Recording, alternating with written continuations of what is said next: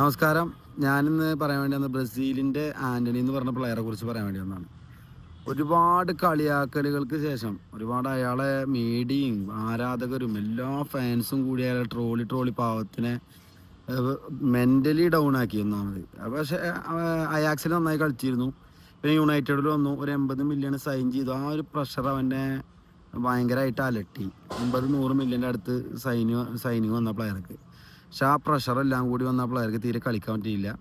നല്ല ക്വാളിറ്റി ഉള്ള പ്ലെയർ ആയിരുന്നു, തീരെ കളിക്കാൻ പറ്റിയില്ല. പക്ഷേ എന്താ ചെയ്യുക, അവനെ യുണൈറ്റഡ് കുറേ ചാൻസ് കൊടുത്തു.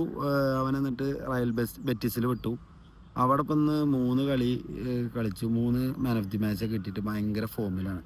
നമ്മളൊരു പ്ലെയേഴ്സിനെ നമ്മൾ വിലയിരുത്തുമ്പോൾ അല്ലെങ്കിൽ അവരെ നമ്മൾ മെൻ്റലി കളിയാക്കുമ്പോൾ നമ്മൾ ശ്രദ്ധിക്കേണ്ട ഒരു കാര്യം, ഓരോ മനുഷ്യനും ഓരോ ഓരോ സമയമുണ്ട്. അവൻ്റെ ആ സമയം പാവം തിരിച്ചു വന്നു. അങ്ങനെ തന്നെയാണ് എല്ലാ കളിക്കാരും, ഏത് കളിക്കാരും. നമ്മൾ ഏതൊരുത്തനെ കളിയാക്കുമ്പോഴും ഏതൊരുത്തനെ കുറ്റപ്പെടുത്തുമ്പോഴും അവനൊരു സമയം ഉണ്ടാവും. അവനതിൽ വിശ്വസിക്കുക, അത് ആ സമയം അവന് വരും.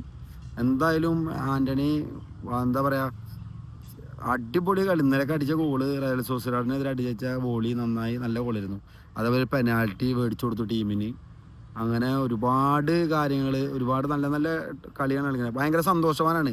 അത് നമ്മൾ ഓരോ പ്ലെയേഴ്സിൻ്റെ ആറ്റിറ്റ്യൂഡ് കണ്ടാൽ, അവൻ്റെ ഗ്രൗണ്ടിൽ പെർഫോമൻസ് കണ്ടാൽ നമുക്ക് മനസ്സിലാവും ആ പ്ലെയർ ഭയങ്കര സന്തോഷവാനാണ്, അവൻ ഭയങ്കര ഹാപ്പിയാണ്.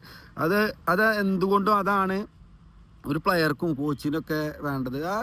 ആ പ്ലെയർ ആ ക്ലബ്ബിൽ സന്തോഷവാനാണ്. നമുക്ക് തൃപ്തി വേണം. നമ്മൾ കളിക്കുന്നിടത്ത് നമുക്ക് സന്തോഷം ഉണ്ടെങ്കിൽ നമ്മളത് നമ്മളെ പെർഫോമൻസിലും അത് മാറ്റം കാണിക്കും.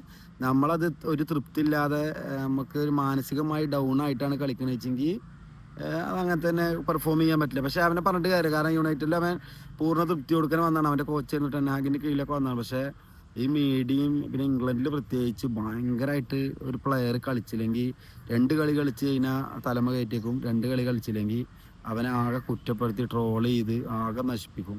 പക്ഷേ എന്തായാലും ഭയങ്കര സന്തോഷമുണ്ട്, കാരണം ആ പ്ലെയർ നന്നായി നല്ല ഫോമിലാണ്. അങ്ങനെ കണ്ടിന്യൂ ചെയ്ത് പോകാൻ പറ്റില്ല. അതേപോലെ തന്നെ ഹാരി മഗ്വയറിന് തന്നെ പറയാത്തൊന്നുമില്ല. ഹാരി മഗ്വയർ ആ പ്ലെയറെ ഇംഗ്ലണ്ടിൽ സൗത്ത് ഗേറ്റ് ചാൻസ് കൊടുക്കുമ്പോഴും ബാക്കി എല്ലാവരും കളിയാക്കിയിരുന്നു. പക്ഷേ ആ പ്ലെയറൊക്കെ ഇപ്പോൾ ഭയങ്കര മാറ്റം വന്നു. മാറ്റമില്ല, നന്നായി പെർഫോം ചെയ്യുന്ന പ്ലേയേഴ്സാണ്. പക്ഷേ ഈ പ്രഷർ വരുമ്പോഴാണ് പ്രശ്നം തന്നെ. എന്തായാലും നന്നായി കളിക്കുന്നുണ്ട്, നന്നായി കളിക്കട്ടെ. ആൻ്റണി നന്നായി തിരിച്ചു വരട്ടെ യുണൈറ്റഡിലേക്ക്. Thank you very much.